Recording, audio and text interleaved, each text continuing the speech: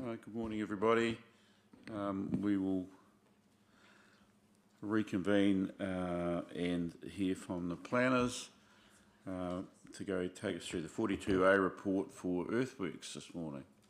To start with, and just a reminder as we start that I'm really here for administrative purposes and will not be partaking in decision making on the matters we're considering today. Thank you.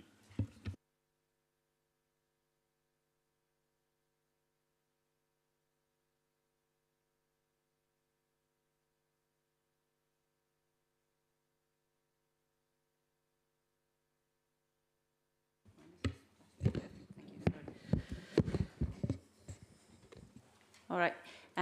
So I thought I probably should start with explaining the difference between earthworks and land disturbance, because it seems like it's two things that come up in the earthworks chapter, and people often get the lines blurred. They're two separate defined terms in the National Planning Standards. So earthworks obviously involves disturbance of land, but it permanently changes the profile or the contour of the land, so it has cuts and fills typically, so it's earth moving.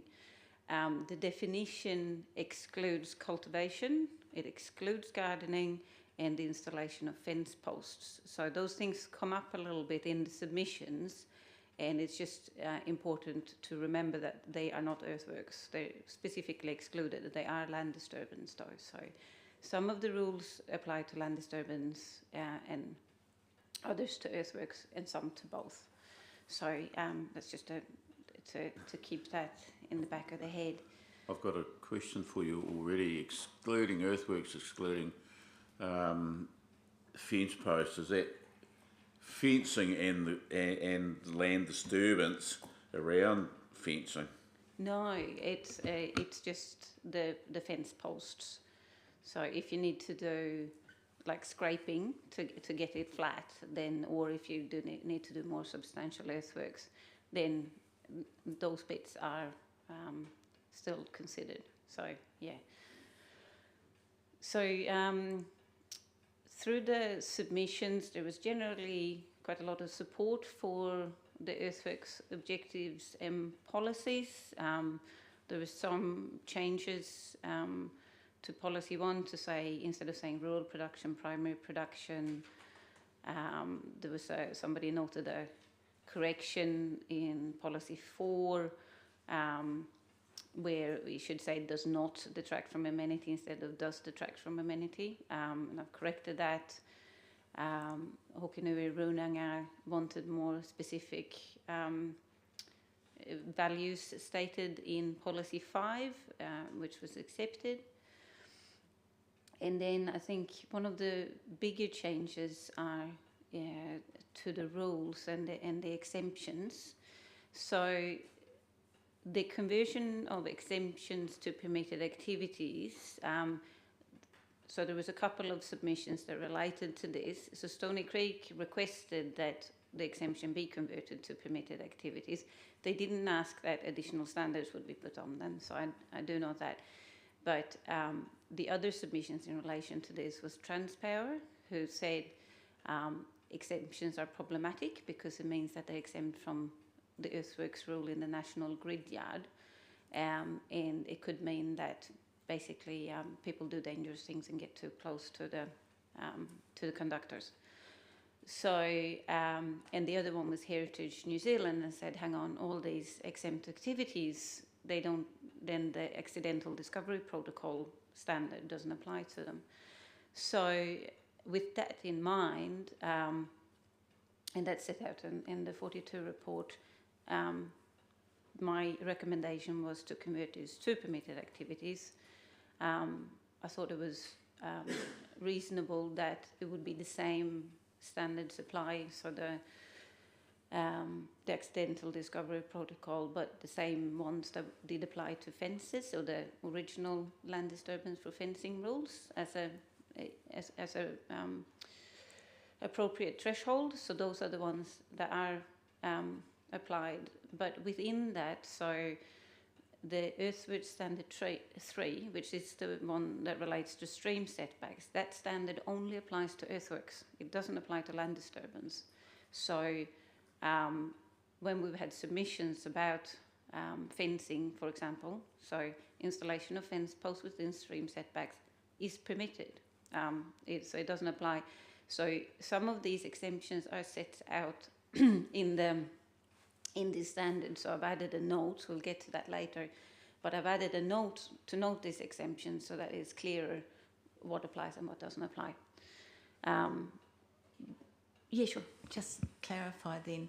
So if you're going to fence it on a stream, putting the fence posts in without putting a track through is permitted. Okay, but Yes. the moment that you put a track down, Yes. it comes under earthworks. Yes, then it would potentially be a breach. So it depends on how much clearing you're doing, basically. If you can put in a fence, where, like manually, for example, and you could go and put in the posts and not... Put in the- waratahs or something Yeah, exactly. like that. Yeah, then that would be permitted. So that's just a bit of the background with that. So other changes was so the disposal of drain clearance work that was sitting in a different group of rules, and somebody pointed out, well, actually, it shouldn't have certain standards applying with it, so it got moved up to be considered together with fences. So the original fencing rule was only for land disturbance, but it had some limitations around width and length, and we had submissions on in reinstatement, and we had submissions on that saying that was difficult for people to comply with, in particular in the rural environment.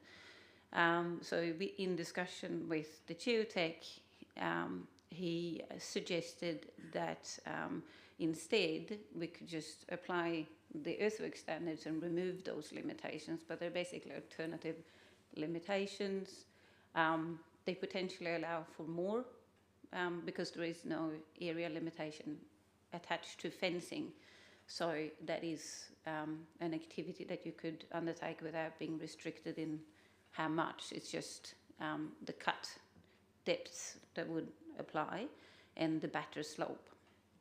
So we'll get to those standards a bit later.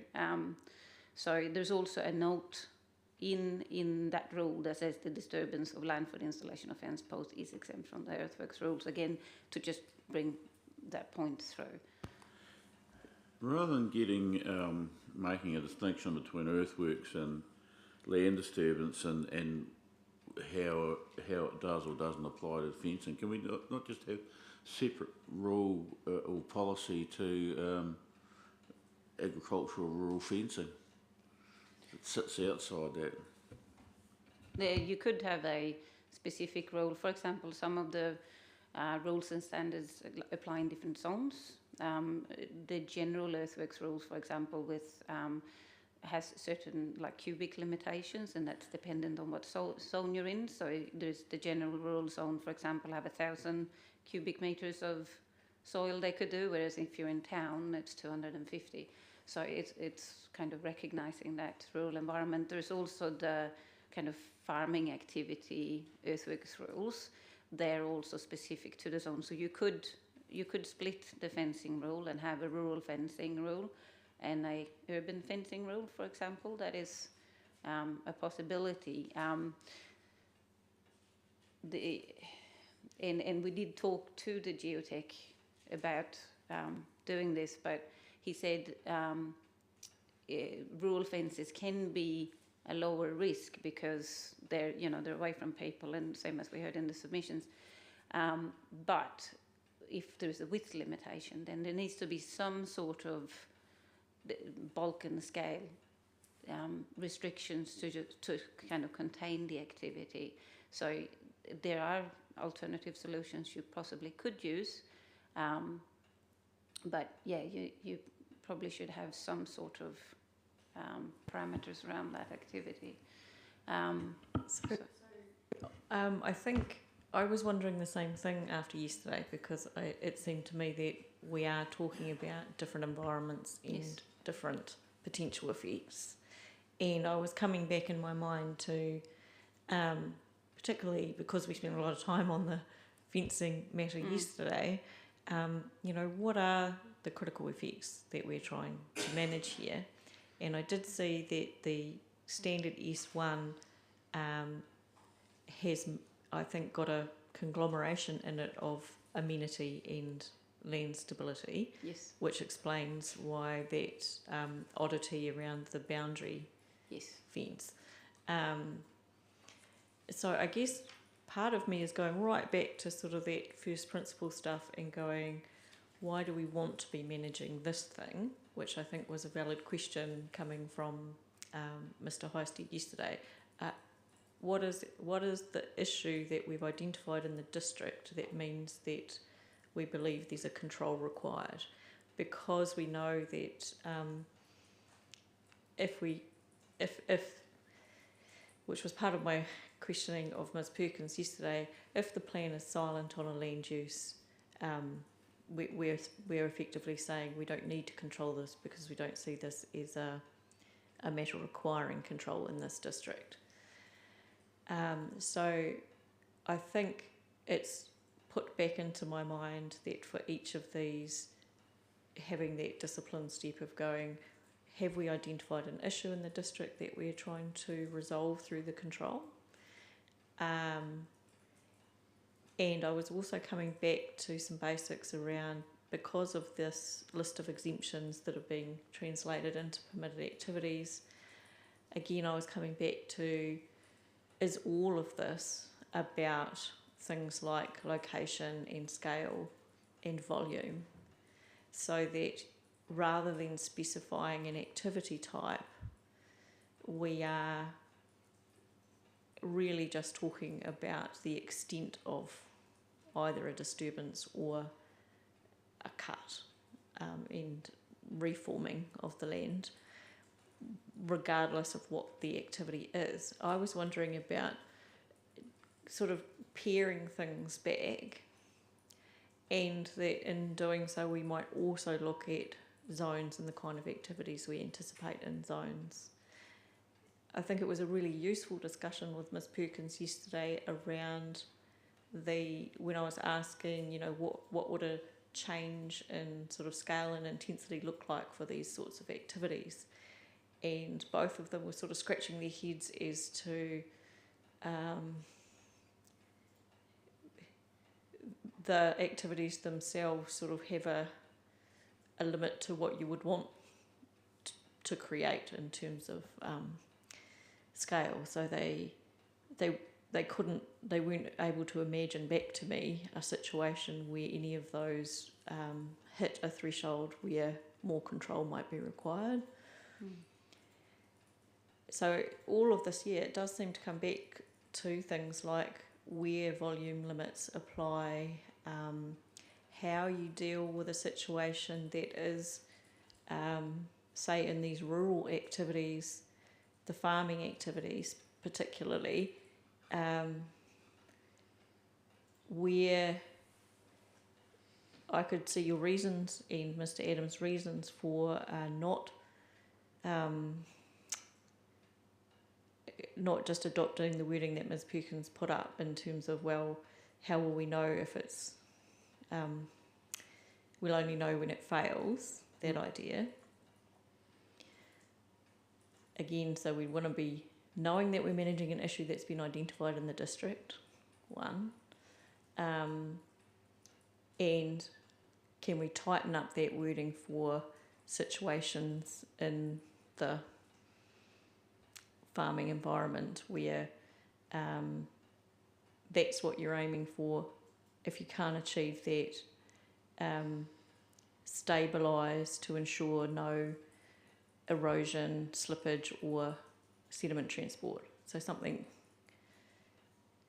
I was just going to add visual effects as well to that. Well, I think the visual effects, this is why, again, I'm thinking the issue is about location, because I think the idea that the visual amenity or those visual impacts were most relevant in the ONL and yeah, so I know this is a long ramble, but it's just to let you know that I've been thinking about all these things overnight, and that I felt as if we might be able to simplify some of these things, and might also be able to differentiate the types of activities that are anticipated in particular zones. I might be able to shed a little bit of light on the ONL. So I'm the author of the landscape chapter, and we've been working quite closely with Stony Creek. And together with Stony Creek, we had started off with sort of earthworks for fencing, earthworks for tracks, and then we talked more with the landscape architects and decided that we could combine those rules, because really the effects are about the visual impact on the landscape and not about whether it was for a fence or a track. So that's where we've ended up there. Possibly there's a bit of a difference with the earthworks chapter where the geotech aspects are probably more relevant. And so far, I'm recommending, with talks with Stony Creek, of aligning the earthworks chapter with the landscape chapter, not because of the geotech reasons, but more I couldn't really imagine a scenario where I could recommend that the earthworks were exceeded in the ONL above that of the normal rural zone. So I just thought it was an easy connection to make. But then with the background recommendation that should rural fencing be exempt or have sort of higher permissive standards, that we do still need to consider the visual aspects. And one idea, and again, haven't finished my 42A, and it's just a recommendation, is that potentially in the higher sensitive areas of the ONL, there is a sort of a maximum 3 metre cut with an exceedance for 30 metres within 100 metres or something, to allow them to put those fences up in those steep areas. And then on some identified ridge lines having a maximum cut height of 1 metre, just to sort of protect those particular ones. And we are recommending a very similar earthworks standard between the higher sensitivity parts of the ONL versus the lower, which on the face of it might sound odd, but the higher ones are also further away and steeper, so they often need a higher cut to be able to physically do what they need to do. And because they're further away and sort of visually separated from public areas, the actual effects aren't too bad. So just a bit of context of where that's heading, but noting that's very separate from geotech. Yes, that's right. And so I was definitely picking up that these two things probably needed to be managed separately and be location. So obviously the higher sensitive areas are where those visual impacts become more significant. But in the sort of more general rural environment where those overlays don't apply, I think it's a fairly persuasive argument that farm fences are sort of anticipated within that visual environment, and maybe we don't need to be trying to manage that effect. So, and then the land stability matter, that's kind of what we're left with, really, isn't it? And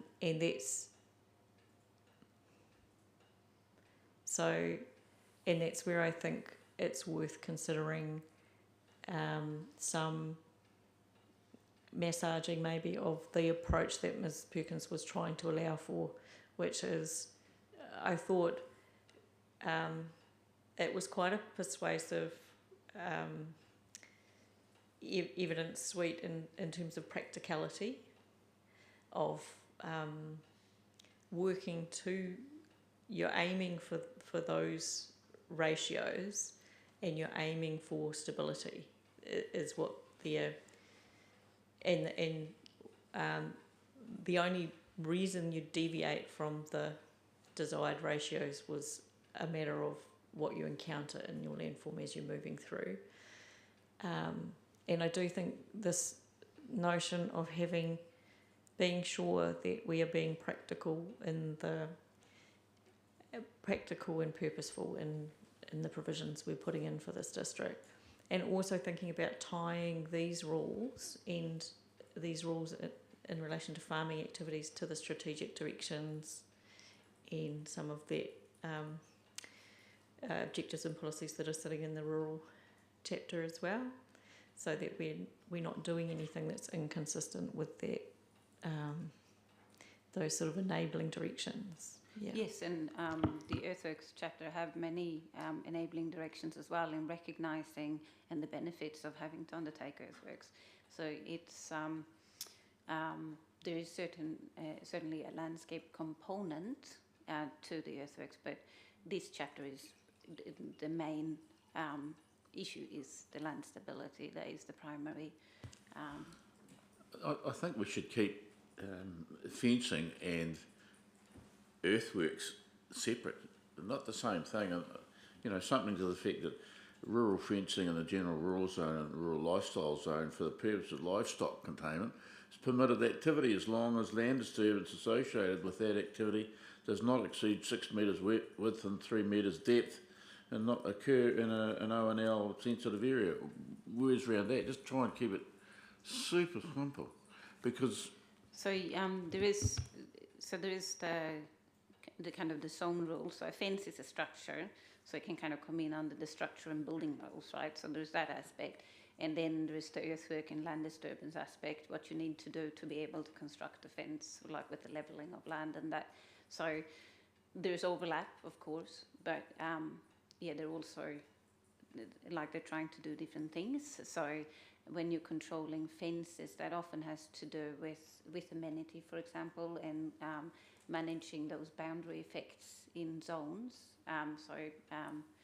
Yeah, that's the kind of crossover.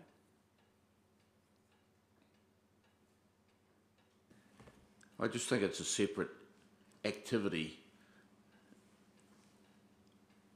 that should sit in its own category. We know what a rural fence is for the purpose of containing livestock. We can have a description of it. You know, it's not 20 foot high to 50 feet wide. It's 6 wires, etc., etc. So if we fit with that description. Yeah. Otherwise, we're bringing in more and more and more. So there is a definition for fence, which is pretty basic, and then we've tried to consistently talk about post and wire fence. So there's a flooding aspect, for example, and so they were talking about.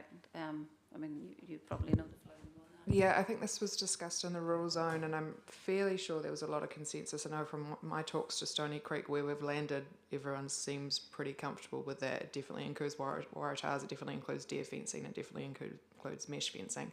So I think that the fence thing seems to be sorted. It's just the earthworks associated with fencing, I think, is the outstanding issue. Yeah.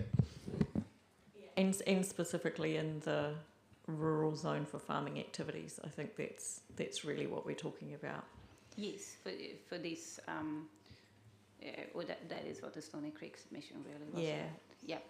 So there. Sorry, my computer decided to go to sleep. So there could be an option. So the approach of the chapter is to name a lot of activities, and it is to kind of enable those. It is to provide certainty for people, and there's been a lot of support for that approach because people want to know. So we're naming fences, for example, and saying you can do it, subject to certain limitations. So there is the general rule. So, instead of naming activities, you could only rely on the general rule, for example. But yeah, people did quite like the specific you are permitted. So there is that balance, and maybe it would be simpler to only rely on the general rule, maybe, and kind of split out the character of zones, possibly. That's what I was wondering, not just the character of zones, but also relationship with the National Grid Yard, because we've got a couple of really key things that submitters have brought forward, which is the archaeological sites. You need to, when you're doing earthworks, it doesn't kind of matter where you are, when you're doing earthworks you need to be adhering to the ADP, and no matter what you're doing in relation to earthworks, if you're in proximity to the National Grid Yard, these things apply. So I did think, yeah, we could really simplify this chapter, I think, and make it more user-friendly as a result, whilst perhaps still retaining those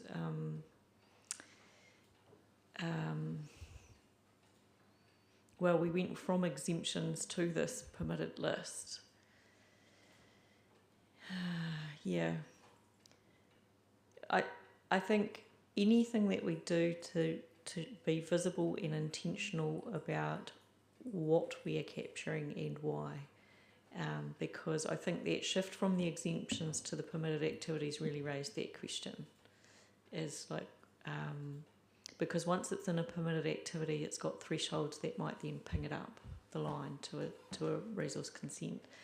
And then you've got a really basic question is, do we really want to be processing resource consents for these types of things, where they might have a technical non-compliance with a standard, but otherwise it's not going to raise any great concerns for us. Yeah. And what that looks like, I guess,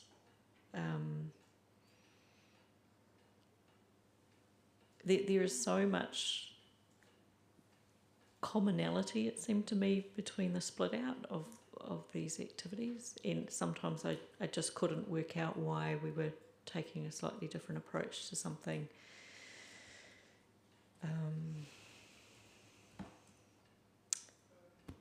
Yeah.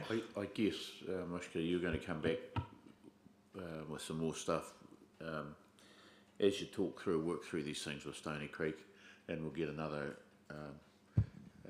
input from you.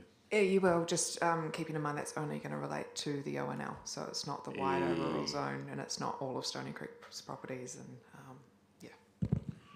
Can I just pick up the discussion you had on the definition of fences? You made reference to the post and wire fences, etc. So the outcome that has been recommended from hearing stream 3 is to delete the second half of the definition so that it only reads fences means any structure intended to be a permanent division, screen or barrier. Yes, so there was a few of us who have different chapters where fences have come up. It's a recurring theme through the plan, and so both Mishka and I and Joe was part of those discussions, and we thought it was more appropriate to keep the fencing definition higher level and then have exemptions for certain type of fences in the rules, because it's the purpose of the exemption is usually, like say it's for flooding, it's so water can get through. That's why you need post and wire. If it's a rural fence, it could have to do with that kind of amenity impact and recognising that most farm fences are post and wire construction. So that was the thinking behind taking the exemption out from the definition, and I think having it in the definition and also had an unintended consequences of actually rules applying to it where it shouldn't. So it was an approach we landed on because it worked across different topics, and as we've touched on, fences sit across. Yeah. To give you an idea, so far in the draft ONL rules, very draft, all of that, I've put fences within an identified ONFL are permitted where the fence is a post and wire fence, including deer fencing, waratahs, mesh fencing, or the fence is post and rail, provided the distance does not exceed a certain amount. And that's about trying to ring fence the visual effects while giving Stony Creek everything they actually practically need. And Stony Creek, so a lot of that's their suggested wording that seems to work for them. So where it's appropriate to narrow it down further than what the definition does, that's an example of so far where we've landed. So, sorry, do you have a width then in ONLs, like you haven't landed on? We took that out. We decided it wasn't really a visual impact if they're going to grass it anyway. It's short term and we didn't recommend it.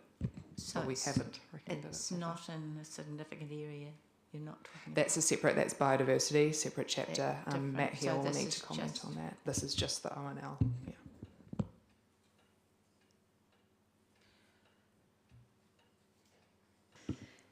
Yeah. So I guess the upshot of our conversation is maybe a revisit with some principles in mind, I guess, and see if you can apply another filter and we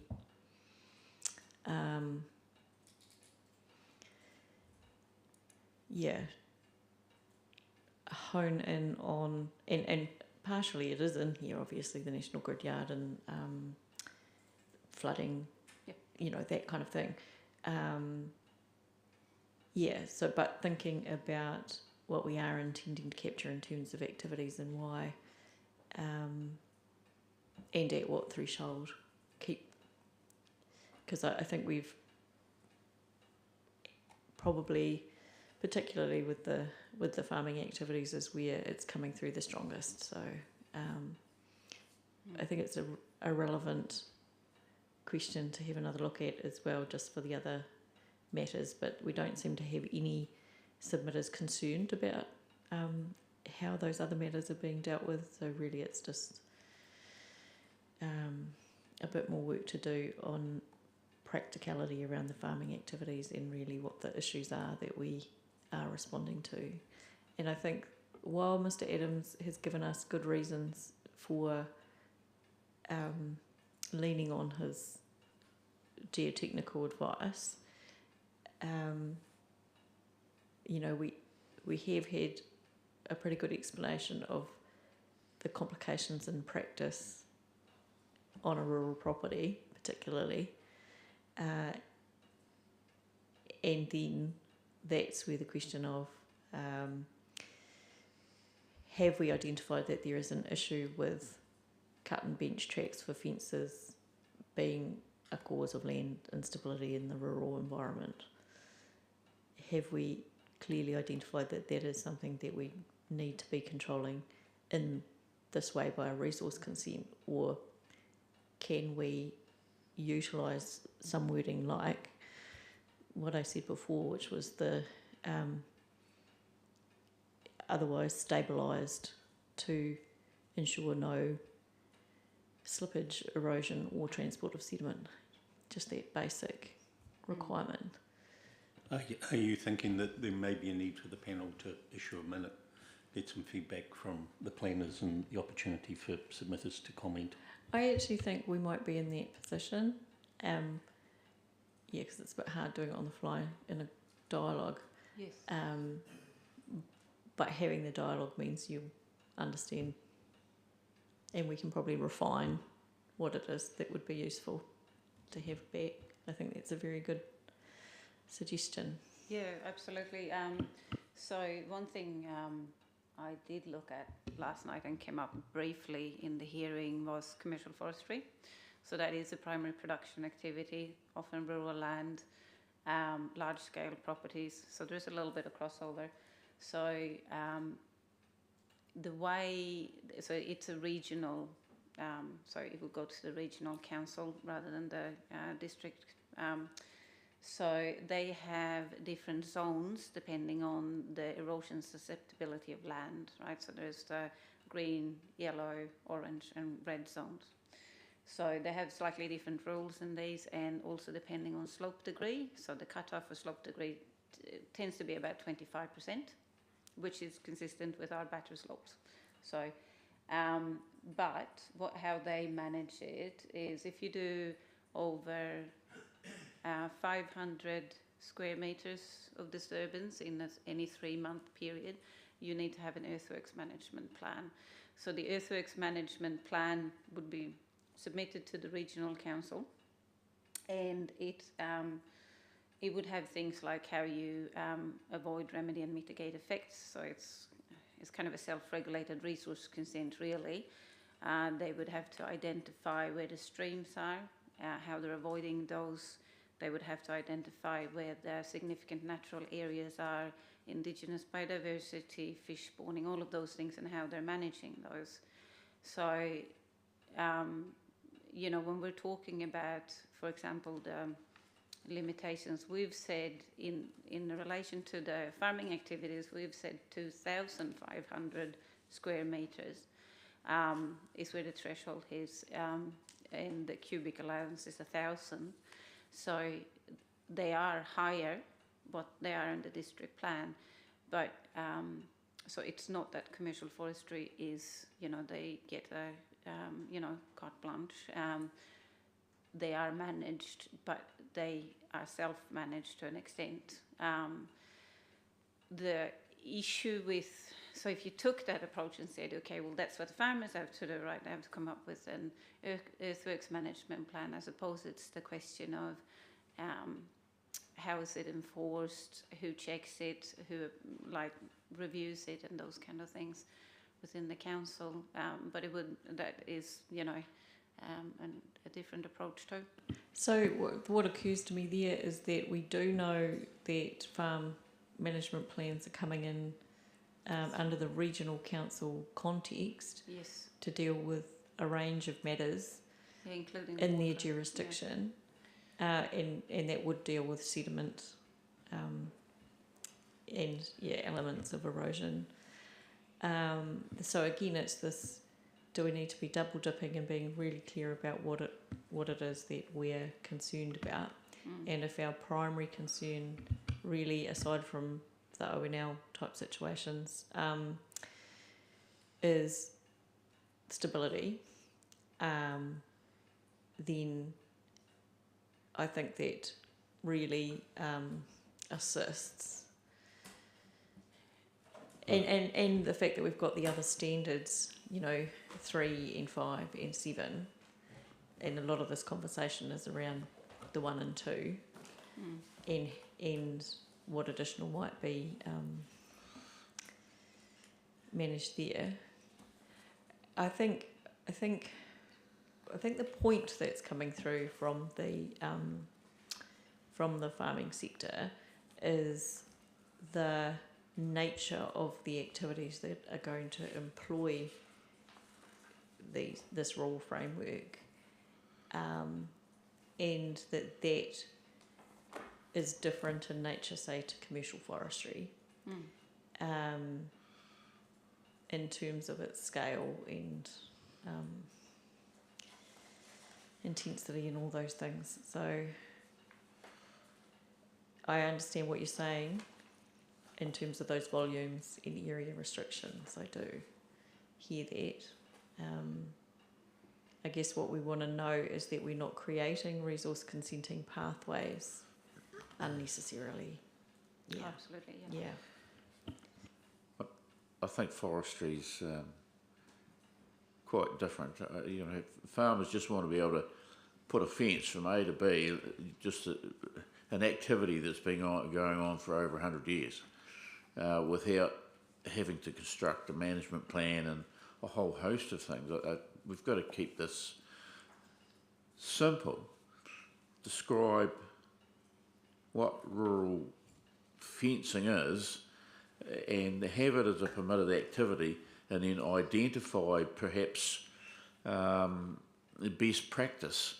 And there's no point of having a management plan which will be self-policing. Why don't we just have a best practice which will be self-policing anyway, and let these people get on with it? If we look hard enough for some things to monitor and have rules around, we'll find them, and we'll have a stack of paper this high. We've got to try and keep this. We've got to be careful we don't dig a hole for ourselves. I do accept there are some exceptions around earthworks, but not as it applies, or not as it applies to rural fencing to control livestock. We'll thrash our way through it. I think then that's where the standards come into play, don't they? So I think the wise thing to do is to proceed with a clear minute about where we're at and what might be required for tweaking. And so what I'm picking up from both of you, I think, is, because one thing I had in my mind around the infrastructure chapter is how well are we meeting those national planning standards expectations. And obviously with earthworks, it's containing earthworks within the earthworks chapter, and otherwise cross-referencing, which is, I guess, where the ONL chapter will come in. So it does look like we're likely achieving what the standards are expecting. Yeah, it's a bit difficult with because it's, you know, on the one hand you're directed to have all everything that relates to the overlay in that chapter, but then so which is the, you know, we kind of thought of it as if it's an identified area, it's more likely that people would go and look at, I am in the landscape area, so therefore I want to look at all the activities, or I'm a heritage site and I want all the heritage rules together, rather than having to go to different chapters. But I think, as so Mr. Anderson said yesterday, I don't think there's necessarily a right and wrong, because both applies. But yeah, it was just what's most user friendly for plan users. Maybe you can give it some thought when you come back to us with things that are going to apply with ONL through Stony Creek, and you might have a little bit more information. Yeah, I just with not in terms of geotech is the only thing. Stability isn't really what we've been assessing. It's purely the visual effects. Yeah. Well, as I said, I don't think geotech and land stability. I think rural fencing stands outside of that. You know, I don't think we want to muddy the two together. So we'll deal with that in a minute. But I think, just following up on the national standards thing, I did have a wee question here around the relationship with the EIT and earthworks for EIT. I think there's obviously a level of comfort with the chapter, but I just wanted to check, because of the directive around everything to do with infrastructure being in the infrastructure chapter. I've specifically said,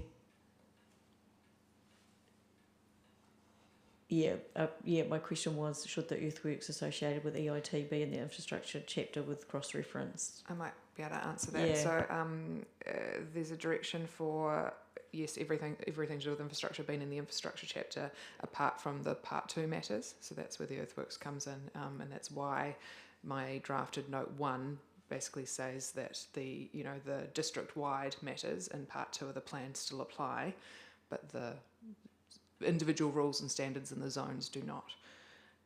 So you're thinking Section 6 matters then? Yeah. Sorry, I mean Part 2 in terms of how this plan structure. Yeah, plan structure. Yeah. I understand why that's confusing. But essentially, yes, Section 6 matters.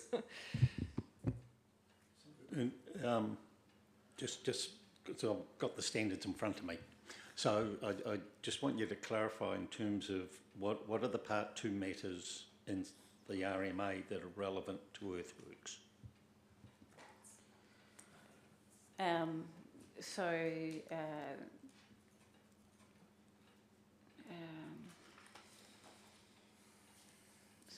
I don't have. Yeah, I mean, it's if you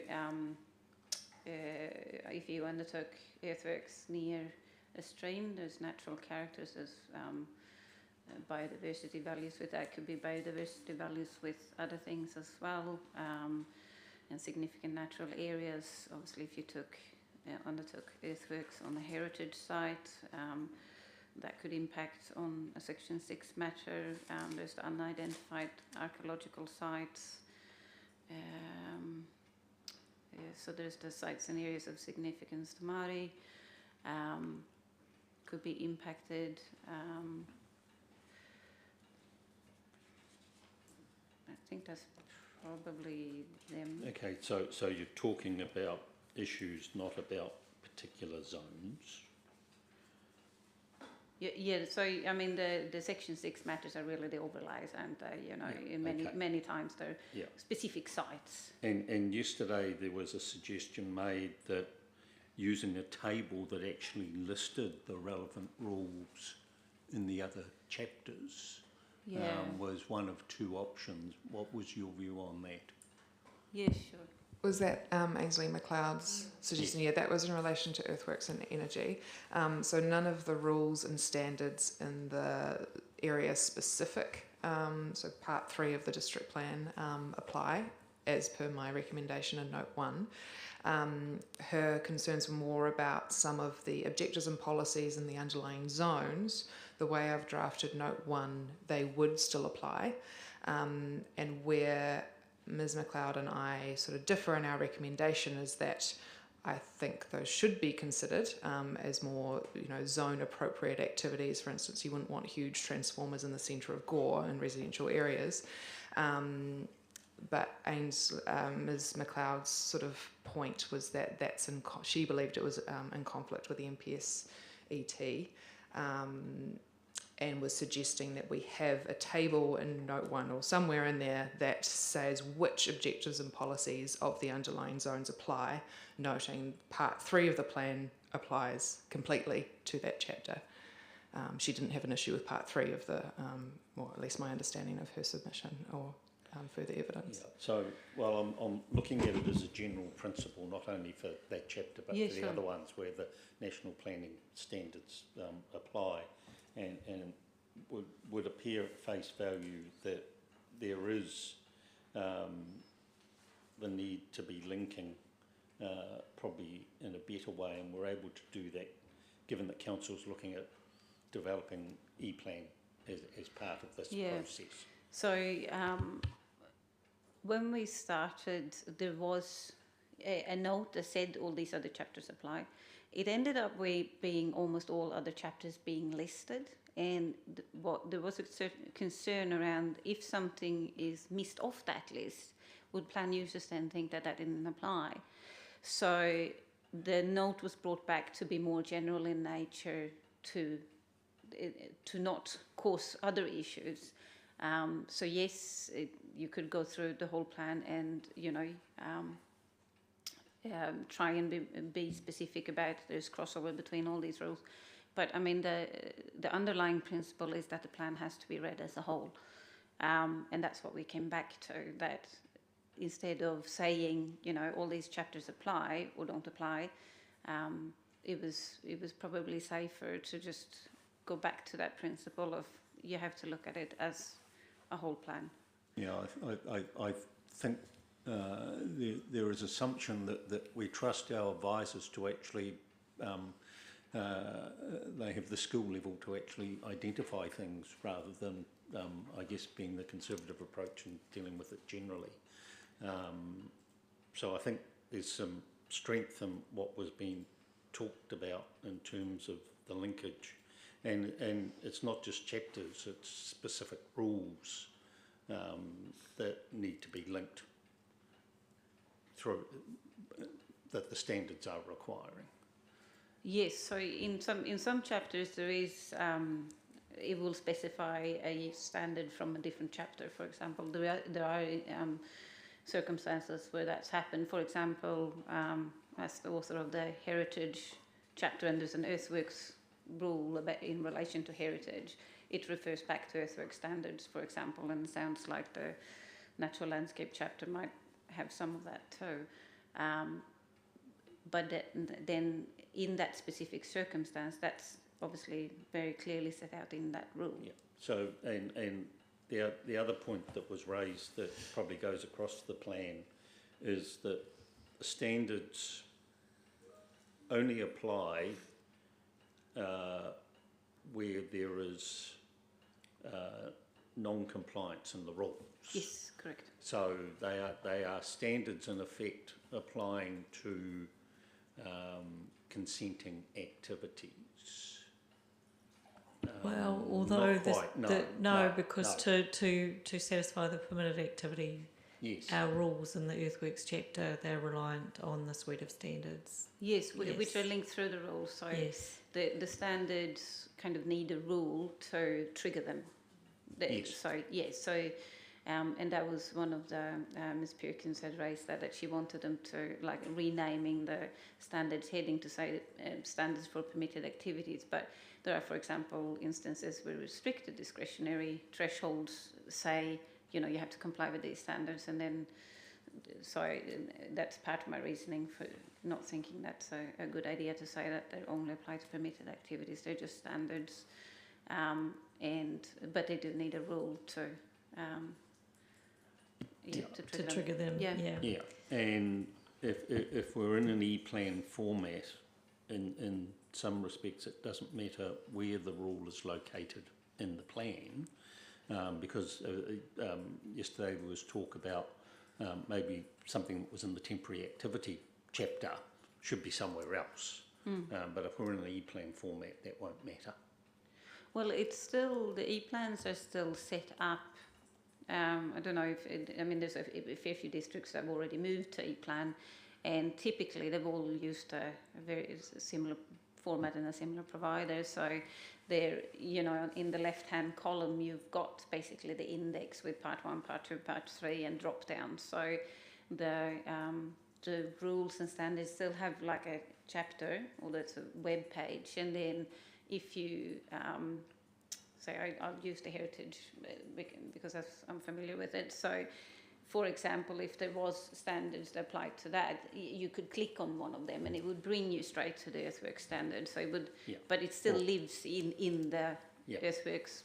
Yeah, the ones I'm using as a template, it pops up on the screen where you are, so it doesn't actually shift you from one place to another. I think when I've used it, it will. If you click on the link, it will transfer you, but you could open it in a new window. Or Okay, thank you. Yeah. So coming back just to round off this National Planning Standards discussion, so in the general district-wide matters, page 34 of the standards, 29, if provisions for managing earthworks are addressed, they must be located, it's such a strong word, that must, in the earthworks chapter. And this chapter may also include provisions for quarries and mining and such things. The earthworks chapter must include cross-references to any earthwork provisions under the EIT heading. So on the one hand, 29 says they must be located in the earthworks chapter, and then 30 says, but if you've got some earthwork provisions over there in EIT, then they must be cross-referenced. And that there must be cross-referencing to any special purpose zones for mining. So it reads quite tight in terms of where earthworks sit. And I'm not taking anything away from what you've just said around how practically to solve things in the plan. But it does seem to only imagine earthworks in EIT, the earthworks chapter, and a special purpose zone for mining or quarrying. It doesn't seem to imagine earthworks provisions popping up in other chapters. So I know that we've got reference to how other jurisdictions are dealing with the National Planning Standards and the solutions that they've come up with. I wondered when I was reading these if the intent was that in your earthworks chapter you'd have, for these Section 6 matters and overlays, they would have their place in the earthworks chapter and a linkage back to the objectives and policies relevant to those overlay areas. And I know that's quite a big structural change compared to what we've been talking about. It's just an uncomfortable, making a decision to give effect to National Planning Standards and finding that in this earthworks area, I guess in practice we're used to seeing earthworks popping up in other chapters. That's been the practice over time. I think we need to reach a view and actually share that and get some feedback. Because when you look at clause 29, 30 or 31 on that page that you're looking at, we probably need to have the index for the plan in front of us to fully understand its implications and work it through. Yeah, I think it'll be a matter for our minute, and we're going to probably be paying attention in a similar way to EIT and how it's functioning and how we resolve what appear to be conflicts. So probably as far as we can take it today. Agree. That was my round off. Yep. So But I am also really interested in the relationship of the plan with the bylaw, because that's been coming up a little bit as well. Yes. So wanting to have that conversation again around what's the function of the district plan in relation to the bylaw, what's the bylaw doing and what's the district plan doing, how are they working in relationship with each other, i.e. how can we be sure that application of the bylaw is going to achieve the outcomes that the district plan is seeking. Well, that's so what we've been working towards is to move away from having district plan and bylaw and having a one-stop shop in the district plan, which is why we've brought over some of the standards from the bylaw. As we've heard, people are not even aware of that there are rules in another document, and in particular in relation to earthworks, I think that's been a bit of an issue. Which is the thinking about having these standards, and they are derived from the bylaw, and so they're actually in place at the moment. I hear that people are not aware of them, and I don't think anyone has gone out and intentionally done things in breach of the bylaw that it shouldn't have, but that might have been an effect of it. So the intention is that once the plan is operative, that the bylaw will then be a code of practice, which is typical in other districts, and sit as a council document that provides guidance, and then certain bits are given regulatory function through different processes. Yes, so that's the thinking. Okay, that's actually so helpful to hear, because I was getting a bit confused when I was reading through the section 42A and getting to the green infrastructure dialogue and saying, oh, well, that's dealt with in the bylaw. And I was like, aren't we dealing with that in the district plan? You know, Yes. And we've got the inclusion of the green infrastructure at the objective level. And so I was like, surely we can't just then pass it off to the bylaw. So you recognise that at the moment there would be duplication, so you would end up with the district plan and a bylaw that does the same thing, which is not a good outcome long term. So the idea is that the bylaw becomes a code of practice and can have very similar content, and it is relatively typical of a code of practice, as you see in other districts.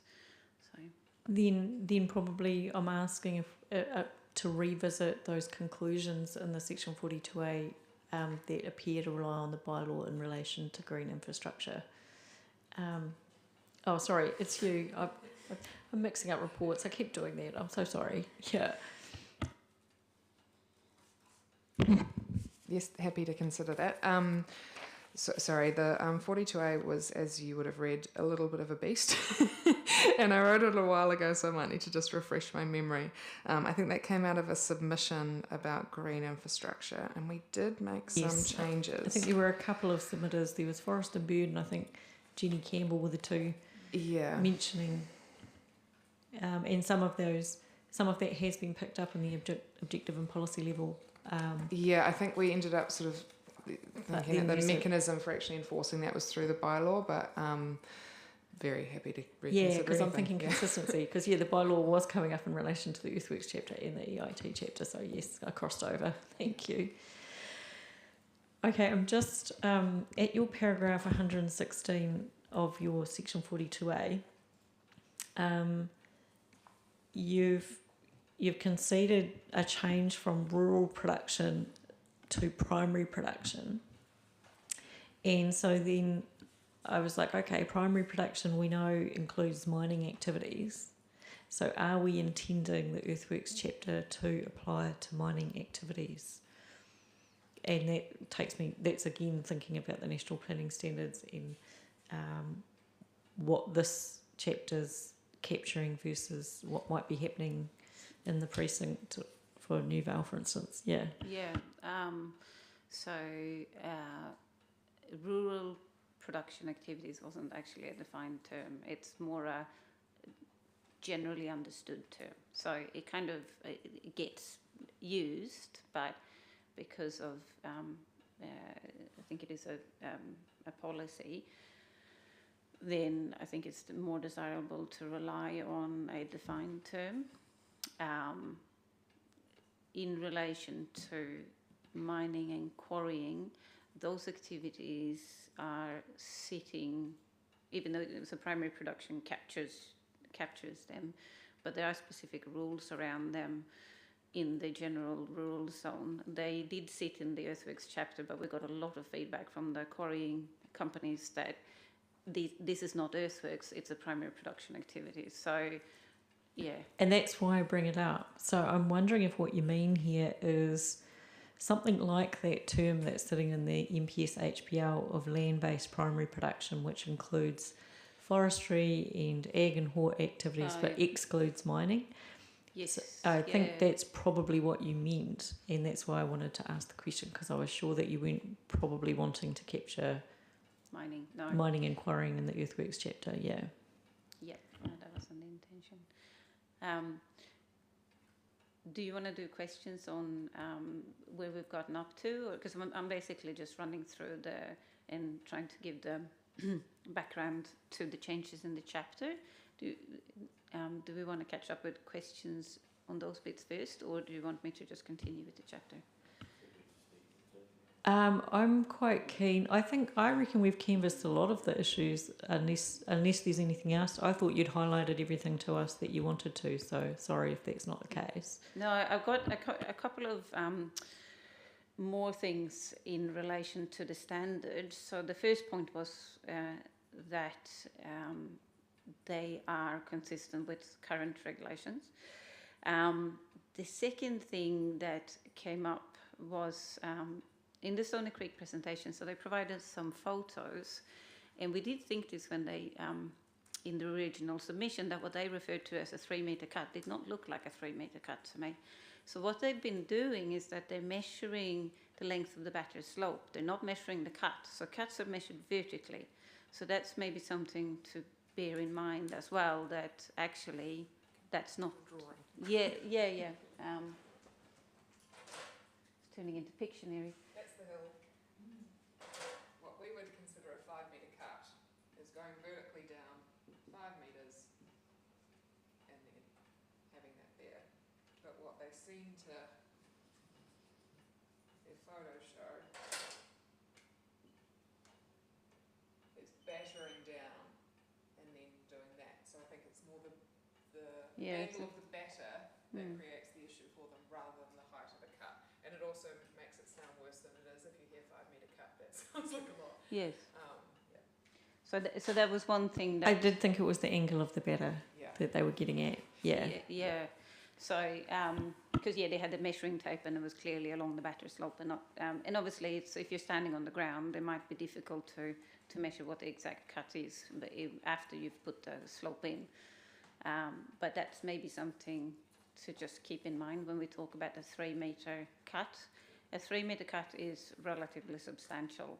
So in most plans that I've dealt with, often the threshold is 1.2, which is under the Building Act. That's usually when you need a building consent for a retaining wall. Other plans go up to 2. 3 is comparably high, So, but that's when the cut in relationship to the slope becomes important. Yeah.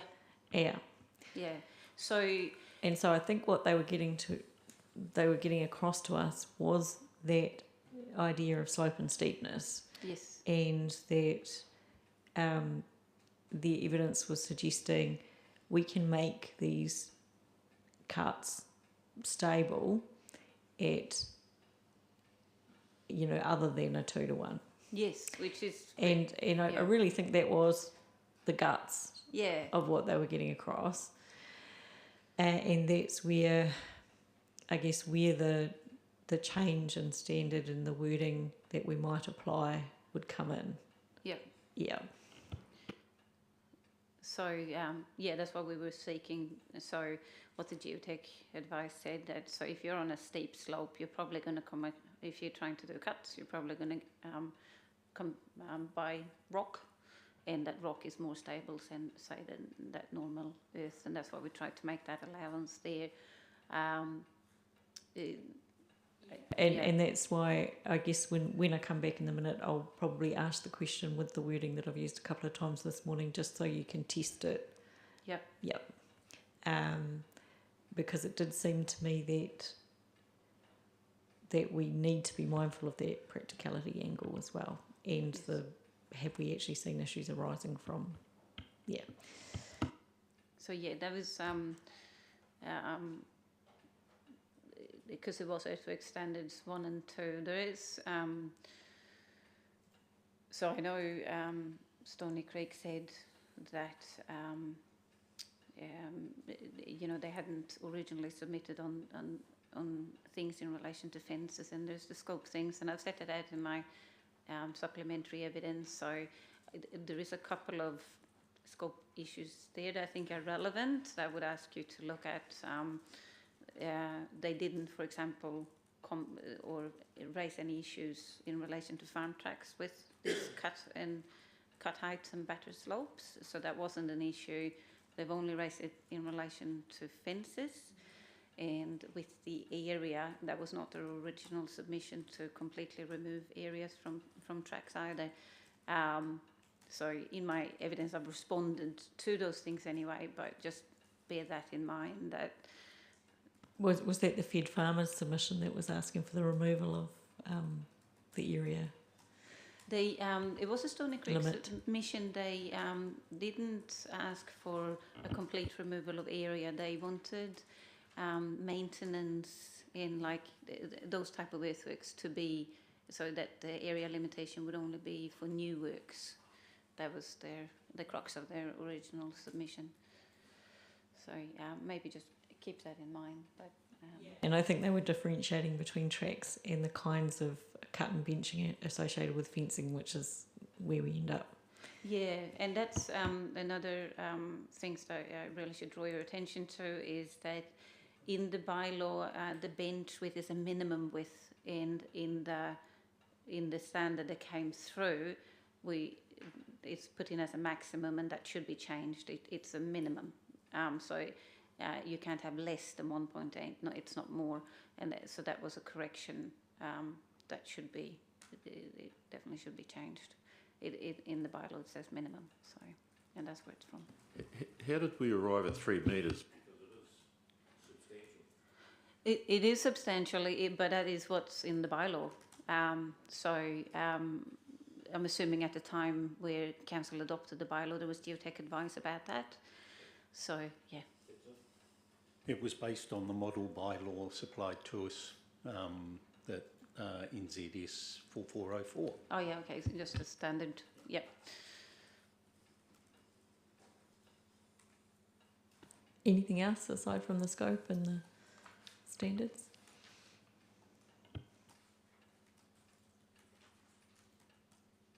I think I've covered the rest of the issues. Thank you. Team, yeah, I've made a start going through the section 42A. Is that an approach that you're happy to follow? Do you have questions that you want to go through the section 42A and in this? Good plan. Well, adjourn. Sounds good.